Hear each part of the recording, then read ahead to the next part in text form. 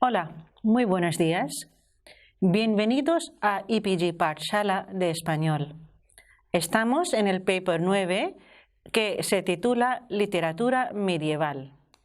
Me llamo doctora Alka Jaspal e imparto clases de literatura española medieval en la Universidad Nehru, Nueva Delhi.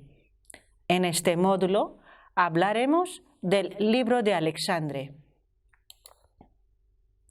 El libro de Alexandre narra con abundantes elementos fabulosos la vida de Alejandro Magno.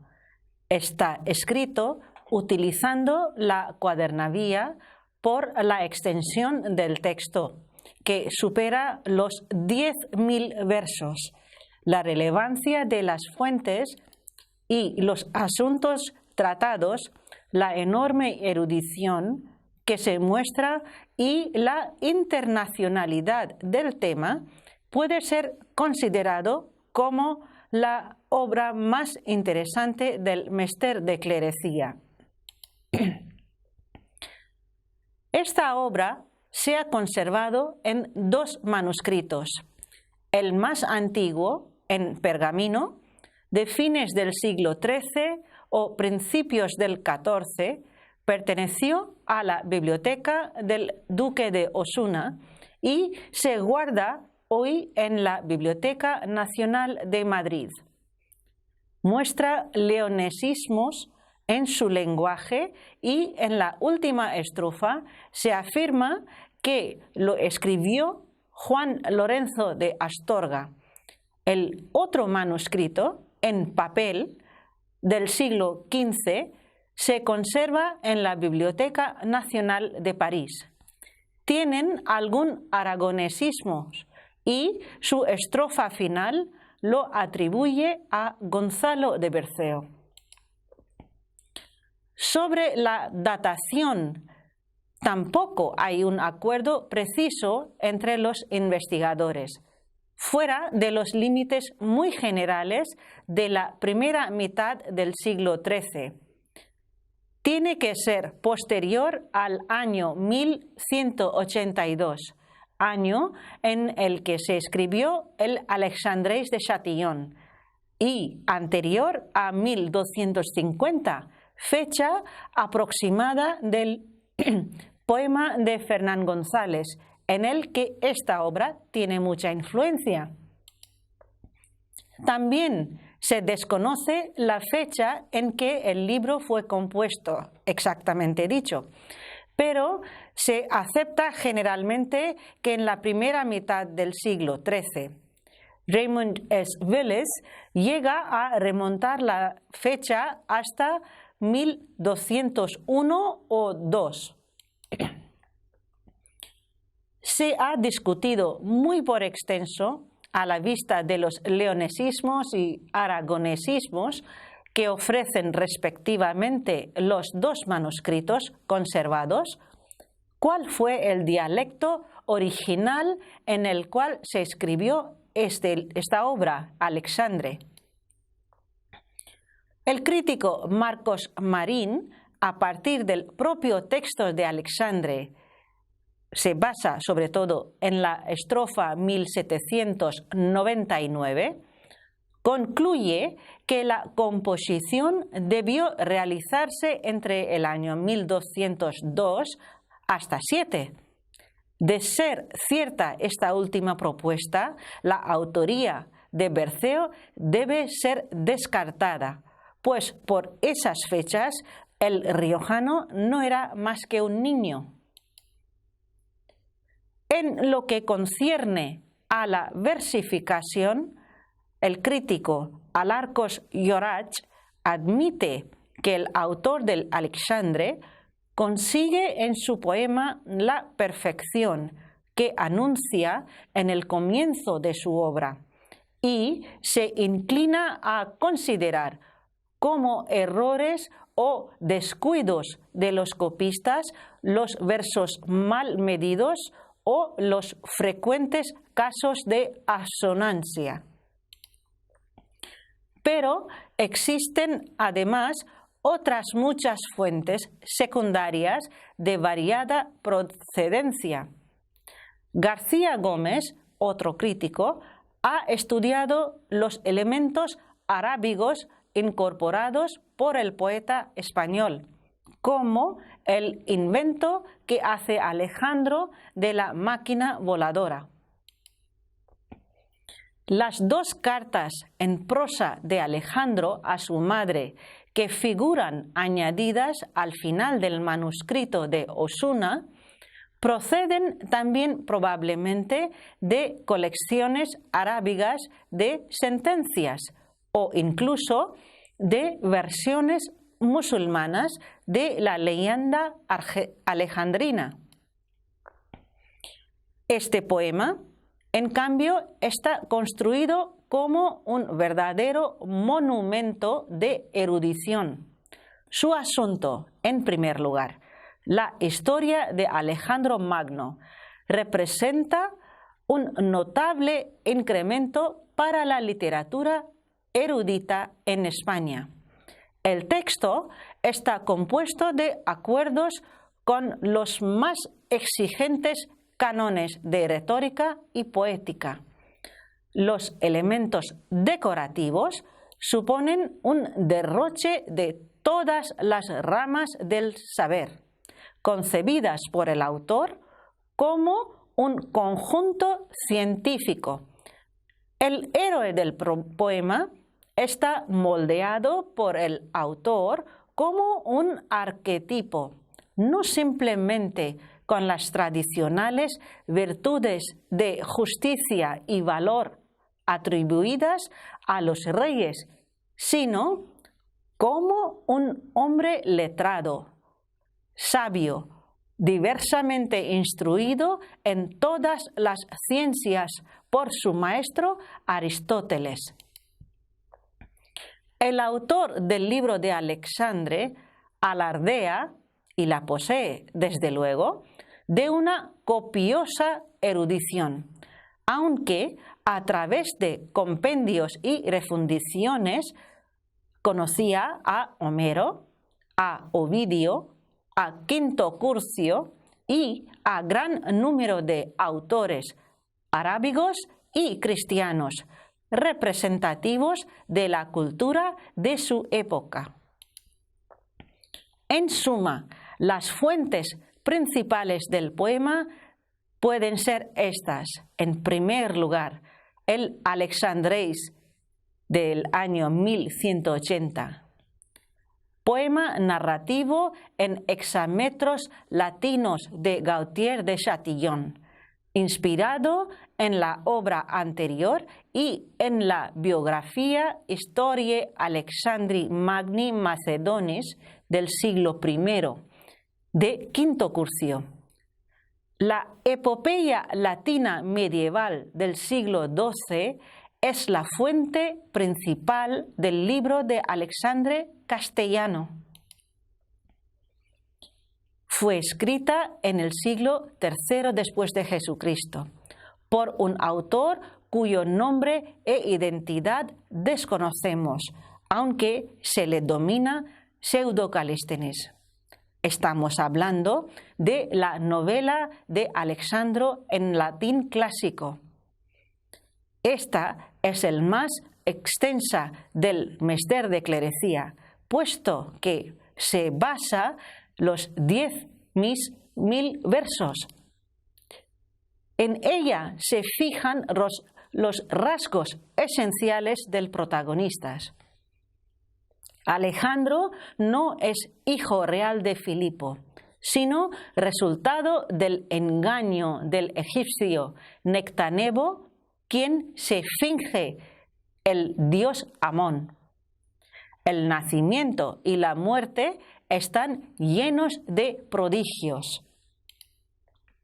La descripción de la figura de Alejandro no es nada heroica. Es pequeño en estatura, con un ojo oscuro y otro claro.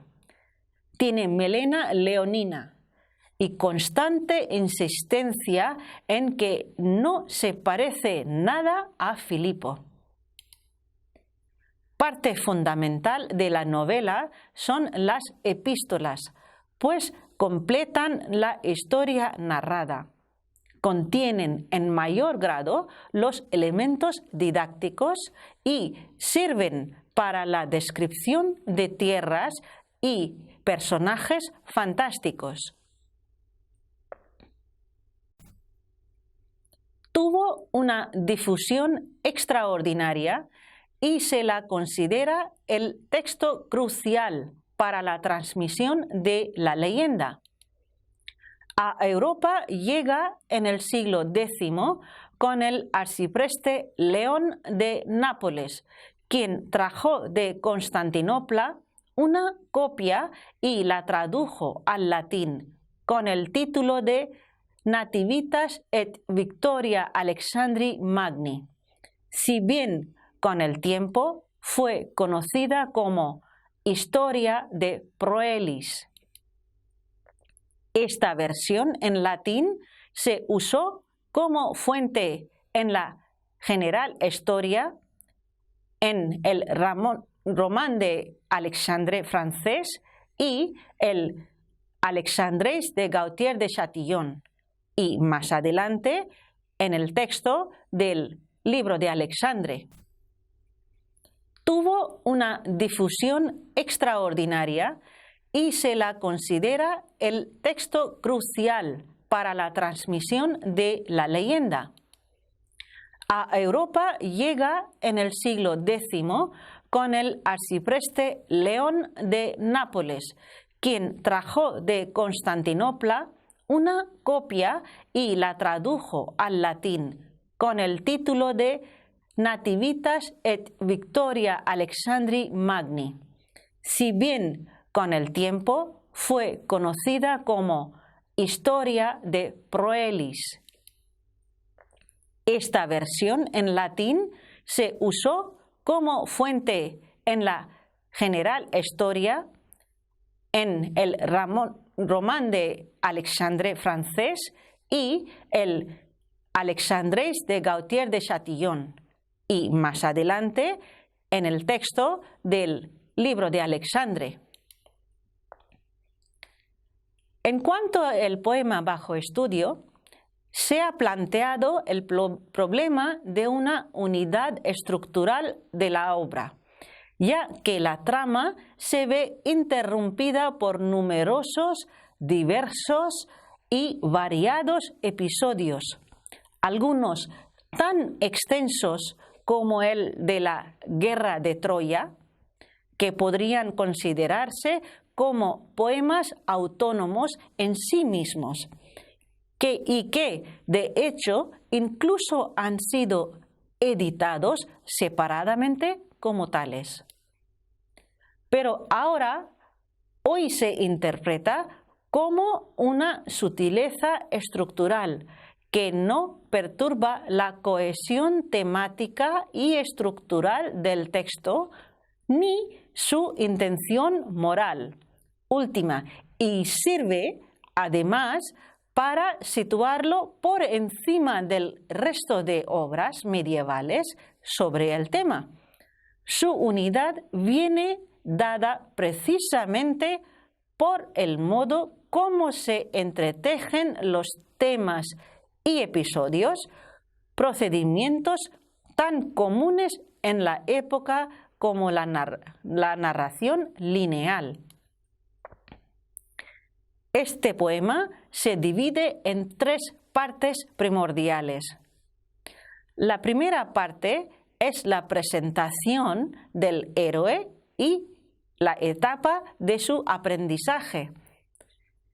Descubre el carácter del héroe y presenta el mundo en que se realiza su formación, lo que permitirá comprender su comportamiento a lo largo de su vida.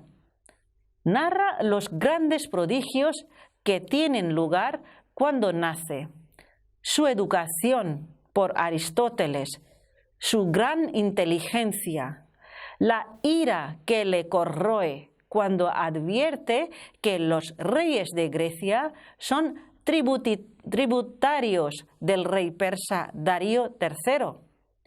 Su ambición de sacudir este yugo y cómo es armado caballero y se niega a pagar el tributo a Darío. La segunda parte es de ascenso.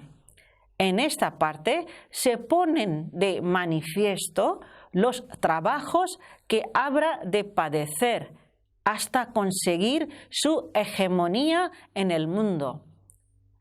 Habla de las primeras batallas, la muerte de Felipe II, su acceso al trono y unificación de Grecia conquistando a Atenas, Tebas y Corinto, su marcha a Persia y la obtención de diversas victorias antes de enfrentarse directamente con Darío.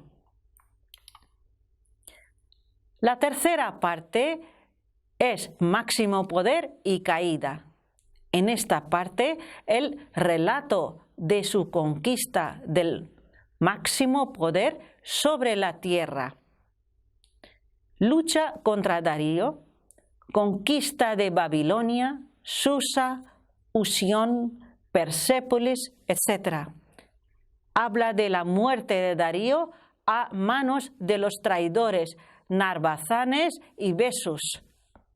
Habla de honras fúnebres que le dispensa Alejandro y ejecución de sus asesinos, la conquista de la India, por último. Él vence a Poro y se proclama dueño y señor de la mayor parte del mundo conocido. Pero no se contenta con esto. Quiere dominar no solo la tierra, sino el aire y el mar. Su fulminante caída posterior, envenenado por el traidor Jobas.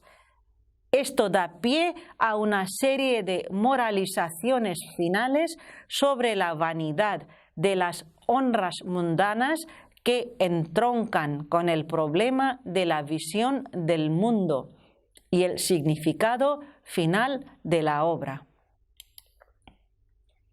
El poeta condena a su héroe. Alejandro fracasa porque no es capaz de vencerse a sí mismo moralmente. Lejos de poseer un móvil épico, Alejandro se mueve por una búsqueda de conocimiento, un afán de sabiduría y no de posesión o de poder. En su combinación de clérigo-caballero, Alejandro comete el error de dirigir su conocimiento hacia el exterior en vez de hacia sí mismo, lo que sin duda no es un pensamiento religioso ni moral. En su renuncia a la búsqueda del conocimiento de sí mismo, a Alejandro, personificación del mundo pagano, le falta el elemento moral. El mundo tiene forma de hombre y el hombre es un pequeño mundo. El resultado normal sería ver su lugar en él mismo, encontrarse en él y ver su relación con su creador. Los paganos fueron incapaces de conocerse a sí mismos, como hizo el rey del otro mundo, Jesucristo.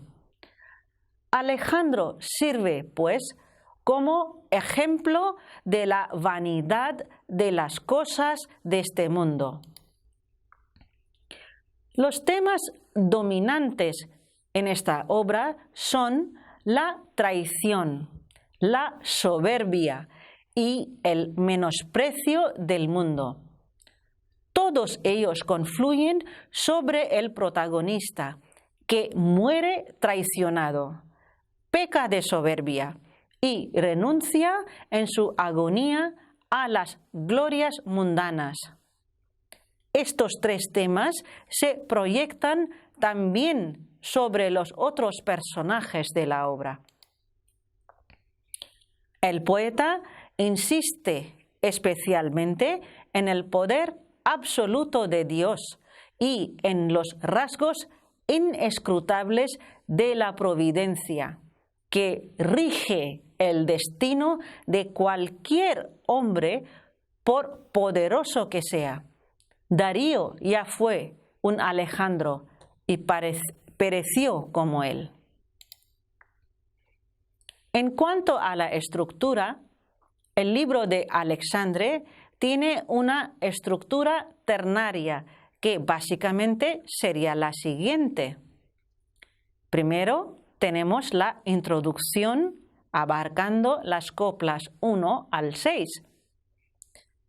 Entre las coplas 7 hasta 2669 se habla de la vida de Alejandro.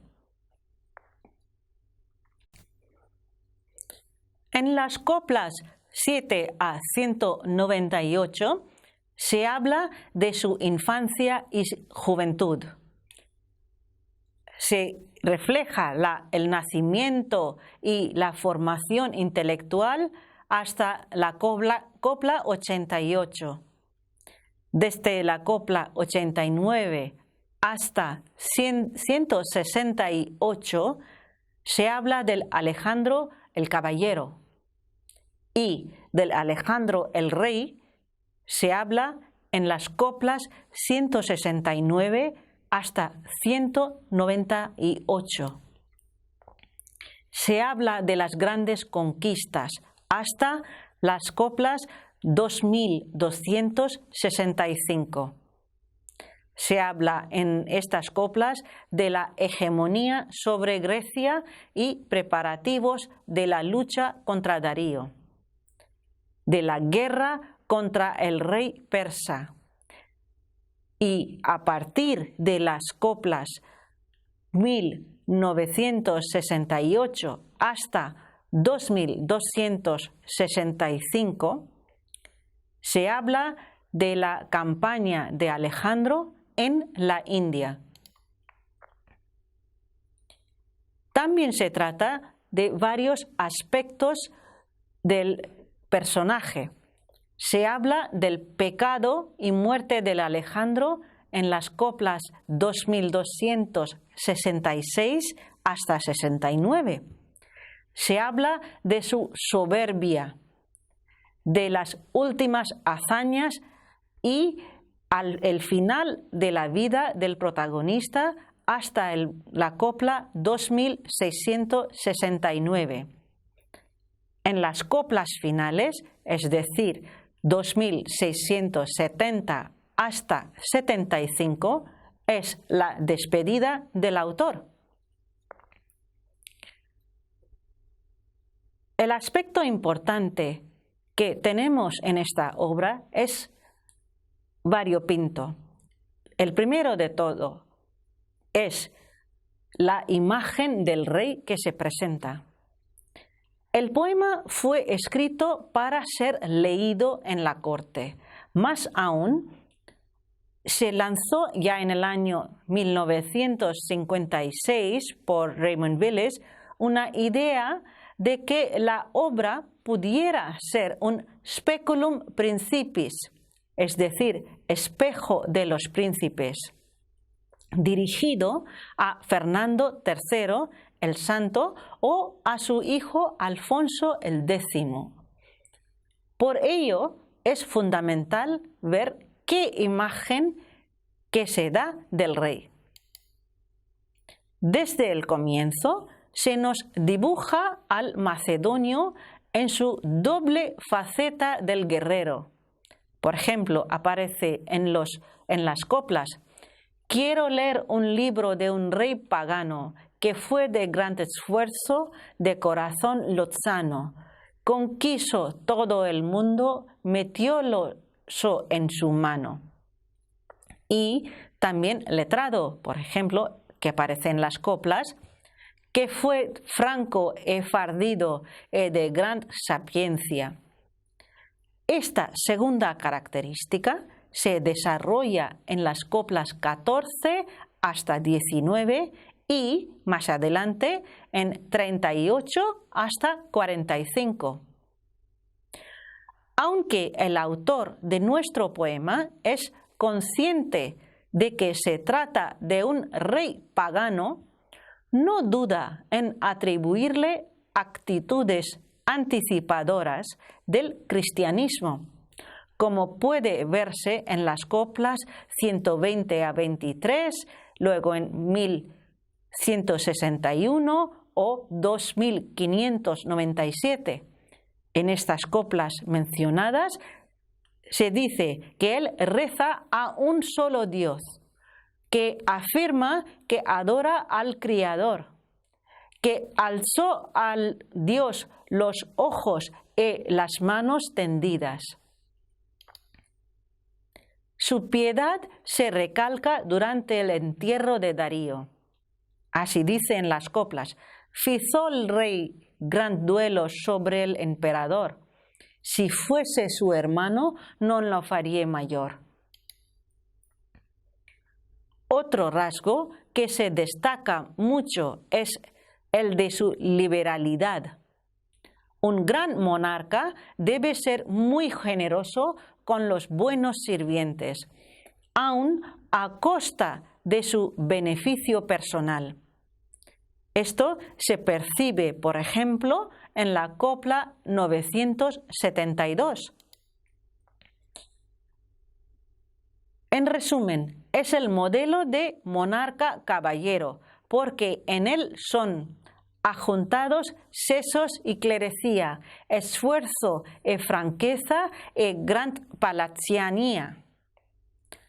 Una sola mancha hay en su retrato: la codicia, entendida aquí en la obra como desmesura, que será la que propicie su muerte. Incluso Darío, el principal rival de Alejandro, es descrito en no pocas ocasiones de forma positiva.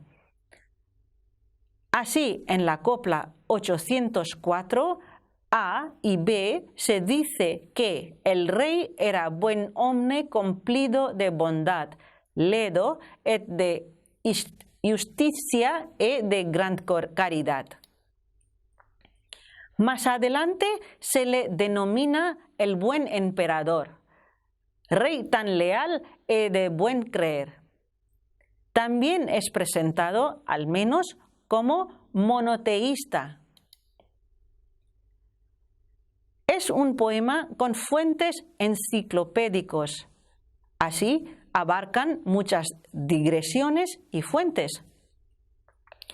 Como ya se ha dicho, el texto básico que sirve de modelo para entramar las sucesivas peripecias de la historia es el Alexandreis de Gautier de Chatillon. Lo sigue en lo que constituye la línea argumental del poema. Pero, como su finalidad es deleitar y enseñar, según afirma el poeta al comienzo del libro, lo amplifica con extractos tomados de otras obras como la Historia de Proelis, sobre todo del Román de Alexandre, la Ilias Latina, las Etimologías de San Isidro de Sevilla, las Antigüedades Judaicas de Flavio Josefo, de el Physiologus, los Desdicha Catonis, las Metamorfosis de Oviedo y, naturalmente, la Biblia, especialmente el Génesis y el Éxodo.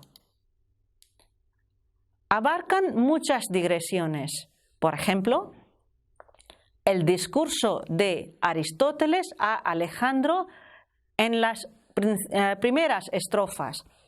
Es un verdadero speculum príncipe, un espejo de príncipe para la formación del futuro rey. El resumen que el rey griego hace de la guerra de Troya en otras estrofas. La descripción de Babilonia en la que se incluye un pequeño lapidario. La descripción de la primavera que se hace en las coplas 1950 en adelante. También vemos muchos epítetos épicos. Como es una obra perteneciente al Mester de Clerecía, el libro de Alexandre es un texto culto. Este carácter se manifiesta, entre otros aspectos, en el uso de la cuadernavía o versos alejandrinos y las figuras retóricas. Evidentemente, no es el lugar para estudiarlas, pero es interesante destacar dos. El uso reiterado del epíteto épico con el cual se refiere a Alejandro. El rey Alexandre de la barba honrada, Hércules firme campeador. Así fue destruida Tiro, la muy preciada.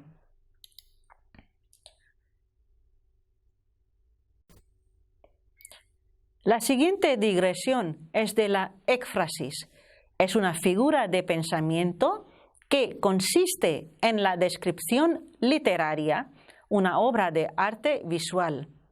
Así, por ejemplo, tenemos la descripción de los escudos. El de Alejandro tenía dibujado la tierra y la mar, los reinos y las villas, las aguas de prestar, todas con sus escritos por mayor de visar. Esto aparece en la copla 96 como una señal premonitoria del futuro y su destino.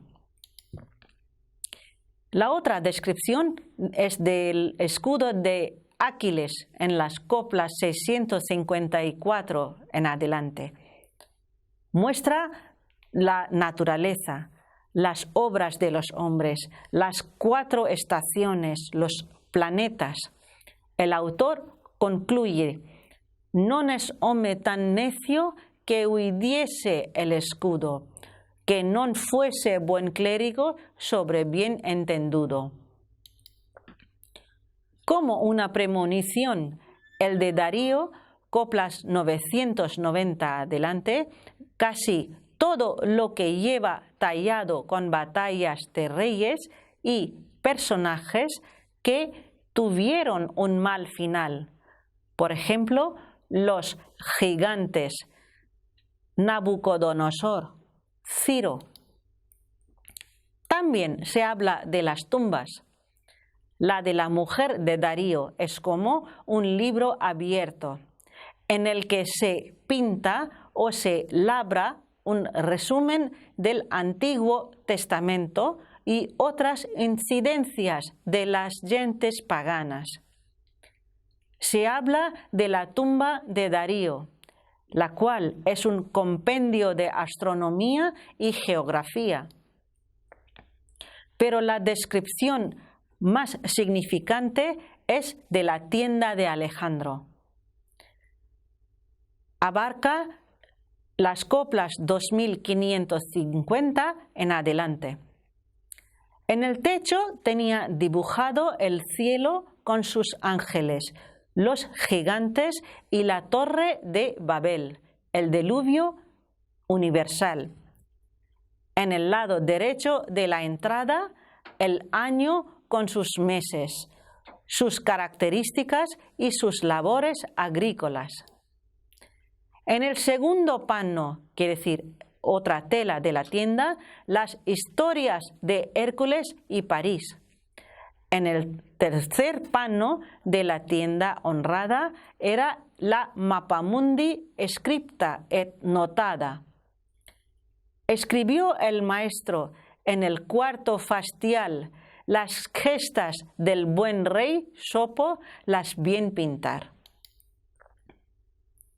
También se habla de muchas maravillas en esta obra.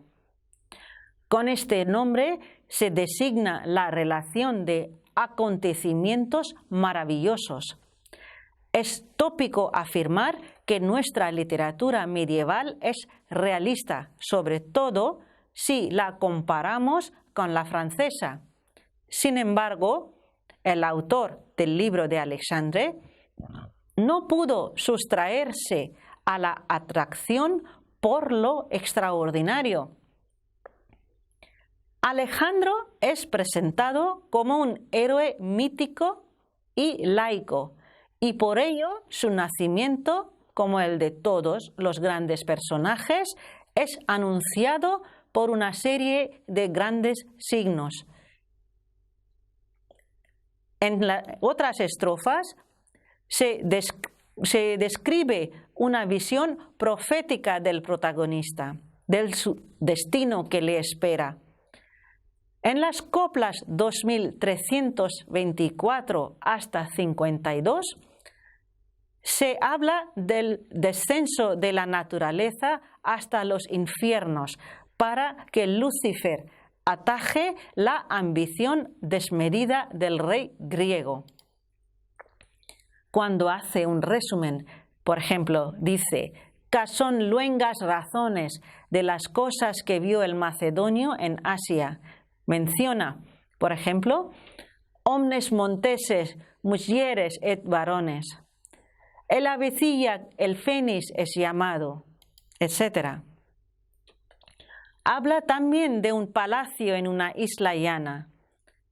Habla de los árboles del sol y la luna que le profetizan su trágico final. Habla también de seres monstruosos como los acéfalos, hormigas voladoras, etc. Y también habla de los grifos, con la ayuda de los cuales él hace un viaje aéreo. Y, en buena lógica, como fuertes signos que se presencian al momento de su nacimiento. También tenemos la descripción del mundo medieval, la cosmografía, el macrocosmos y el microcosmos. En su conjunto, este poema viene a ser el primer precursor de los libros de caballería en la literatura española. Alejandro, en efecto, está en él pintado en figura del perfecto caballero medieval y espiritualmente emparentado con los héroes carolingios y aún más con los caballeros de la corte del rey Artús. El ambiente poético y maravilloso que le rodea es el mismo del mundo fantástico, en que más tarde habían de respirar los Lanzarotes y Amadises. Para finalizar, se puede subrayar que la excelencia del poema proviene de la perfecta unión de sus partes en un conjunto sólido que aúna en proporciones justas todas sus fuentes. Muchas gracias.